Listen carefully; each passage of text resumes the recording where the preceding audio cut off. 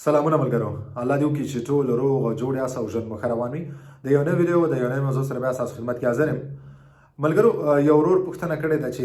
ما اسناد واخیستل او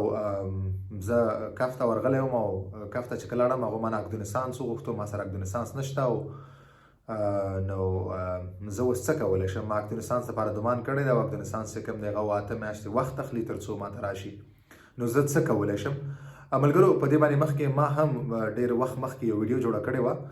په دې باندې ما بحث کړی و، مکمل معلومات مې تاسو ته درکړي وو، خو دې ملګري دا پوښتنه بیا تازه دا پوښتنه کړې ده، بلکې 3-4 ځایه دا پوښتنه ما ولیدله، نو ځکه مې وغوښتل چې زه یو ځلې بیا په دغې باندې ویډیو جوړه کړم او تاسو ته معلومات درکړم. هغه ملګري چې نوي اسناد اخیستي او دوی کف کې ثبتېدلو لپاره ورغلي او دوی نه د اکدونسانس غوښتنه کړي، نو هغو دپاره زه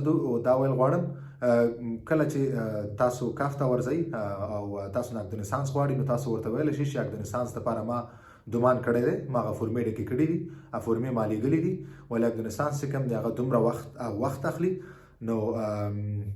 ما پروسه تیاره شروع کړې ده، هر کله چې راغی زه به تاسو له اکدونسانس درکړم. نو ستاسو هغه د کف چې کوم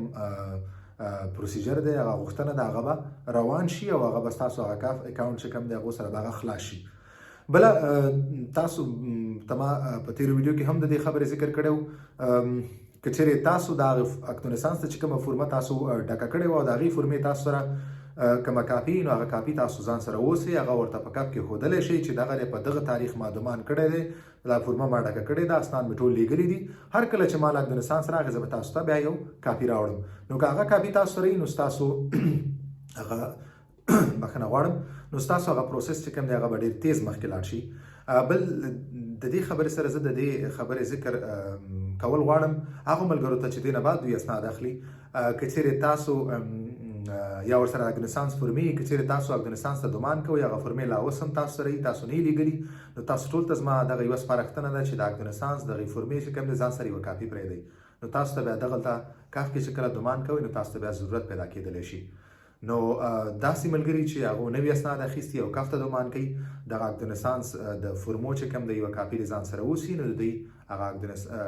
په کف کې چې کوم اکاونټ دی هغه به خلاص شي، پروسیجر به روان شي. او که چېرې ورسره نه وي نو دوی تاسو ورشئ، هلته ورته لږ تشریحات ورته ورکوئ چې ما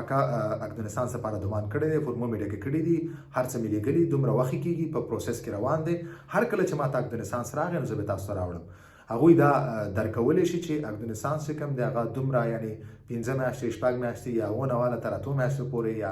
دومره وخت اندازتاً دومره وخت اخلي.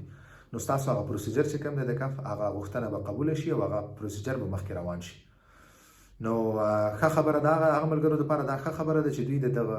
فورمو کې تر دا دمه که دوی چې د فورمې نه یې لیږلي اکدونسانس لپاره، نو دوی د ځان سره یو کاپي واخلي او دا ځان سره وساتئ. نو مننه ملګرو، دغه د ملګري د پوښتنې جواب و، الله دې وکړي چې د خپل جواب اخیستی. هر ملګری که هر څنګه پوښتنه لري نو تاسو خپله پوښتنه چې کوم دلته زما په یوټیوب چینل مانه کولی شئ او انشاءالله په خپل وخت به زه تاسو ټول ته ستاسو د پوښتنې خامخا جوابونه درکوم. نو مننه ملګرو، تر بل ویډیو پورې په الله سپارم، په مخامخه.